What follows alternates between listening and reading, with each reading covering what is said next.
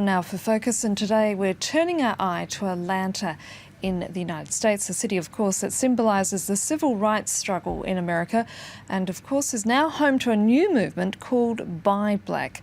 Faced with poverty, unemployment and repeated police violence, the idea is to promote business and investment among African Americans and to encourage peers to spend their money in their own black community.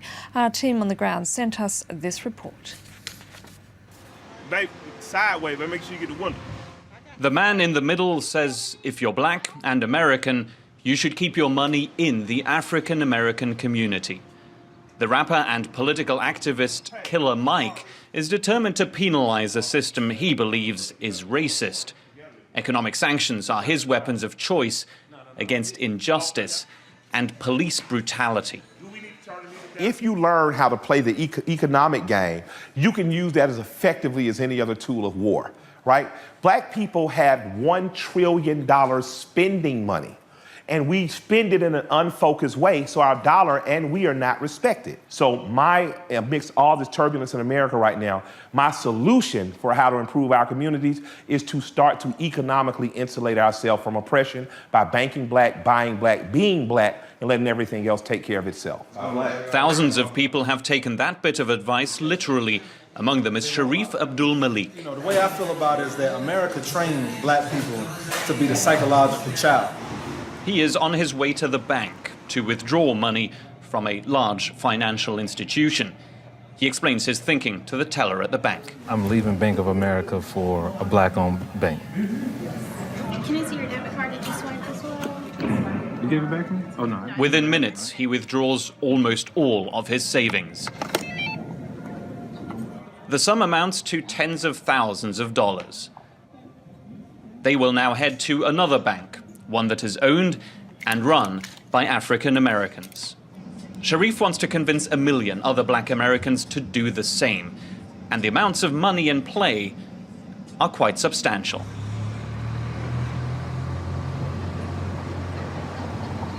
Today we're going to do 50,000, 10,000 in cash and 40,000 in a check form. All right, thank you. Black-owned banks in Atlanta are seeing a big rise in their trade. But Sharif won't stop there. He has created a website that promotes only black businesses. He makes sure each potential seller is indeed African American. It's a non-negotiable condition to be allowed to trade on this online platform. Sharif explains how he would react to a white American who might want to sell his or her products on his site. Sell on your website. Right. How do you treat their demand? Well, I asked them that whether or not they identify themselves as a black-owned business. And if they already said that they're white, then of course they're not considered a black-owned business. Therefore, they're not accepted to sell on a website. Everything is for sale on WeBuyBlack.com. Even a laundry detergent made, packed and sold by a black-owned company. Nothing is left to chance. Even the labels on the boxes are made by a company that was previously deemed sufficiently black. Wanting to support more black-owned businesses. So I found... With a bit of online promotion and word of mouth, business is good, according to the sales director. People is like water. If you go to the ocean with a little small bucket, that's what you're gonna get. Sharif is improving our marketing skills and sending us bigger market of people, and that's what we need. We into people. The more people we see, the more sales we can make. We want to start producing our own everything, you know, from toothbrushes to toothpaste to deodorant. I mean, just everything, clothes, I mean, everything that we need. Sharif and those who share his ideology say they won't back down from creating a parallel society within the United States. We've been subordinated by America and white supremacy, and we just want to get away from that, you know, and so I don't think anybody would say that we shouldn't interact with other people and work with other people and do business, but we want to do it in such a way that our dignity is maintained and protected and restored. I don't think like a Negro, I think like a ruler. Yes. I know, and my first goal is to rule myself. I know that the only way that we are going to destroy the system of racism, white supremacy, is for us to step up to the podium and become rulers.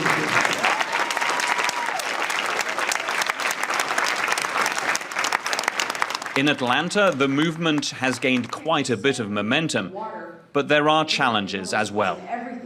Sharif says that deep divisions persist within the African American community, and his big frustration is that wealthy Black Americans shy away from radical movements like his very own. You got enough money to buy this woman 10 houses.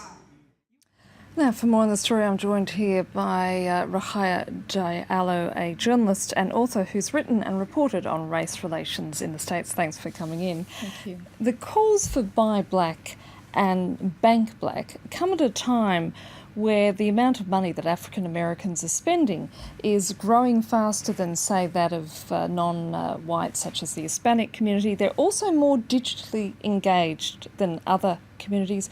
Do you think a campaign like this, as a result, is going to be a success? It can be a success. We need to recall the fact that during the civil rights, the victories that Martin Luther King and Rosa Parks had was because of an economical boycott. At the Montgomery bus boycott, Rosa Parks decided to stay in a white seat in a bus, and then the African American community of Montgomery, Alabama, started to boycott the transportation company, and it lasts over 300 days, and it's over the economy and the boycott that the African American has been able to make sure that the civil rights were protected.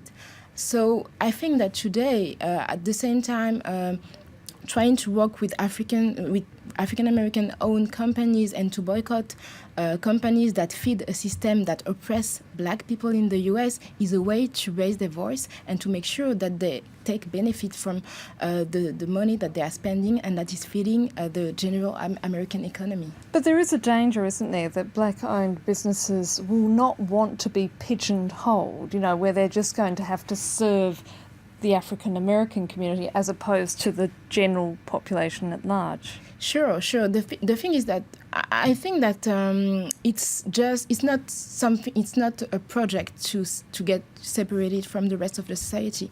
As the gentleman said in the report, it's just a temporary solution to make sure that they can build wealth in the U.S. because, as we know, it's a capitalist society, a capitalist system, and to have a voice, you need to make sure that you have space and a weight in economy. So I don't think that it will be something negative from the African American owned companies, but a way to make sure that the money from the African American people is redirected directly to the benefit of minorities, because we need to think again that America, the United States, have been built on the back of the work of African Americans, and they never benefited from any penny of that work that was free, actually. But it does appear that America is becoming increasingly polarised. Again, does such a move sort of further that polarisation as opposed to actually coming up with some solution to end? Actually, the solution is to make sure that people of color, African American, are benefiting from the money that they are spending, because today this money is spent to feed a system that oppresses them, and the society, the American society, is already polarized. We have seen what has happened in Ferguson, in Baltimore, more recently in Oklahoma, and in Charlotte. So we already know that the societies are polarized, and that African American, even if their buying power is rising, they still belong to the lowest class, the lowest class citizens. So I don't think that it will feed polarization, but make sure that they have some space to spend their money, and then to have a voice even in the political landscape, because we can see now with the presidential campaign that if you have money, it's a way to make sure that you have a voice. Is this something that specifically could only happen in America, or could it happen, say, here in France? I don't think it could happen in France, because we don't have the same way of seeing communities.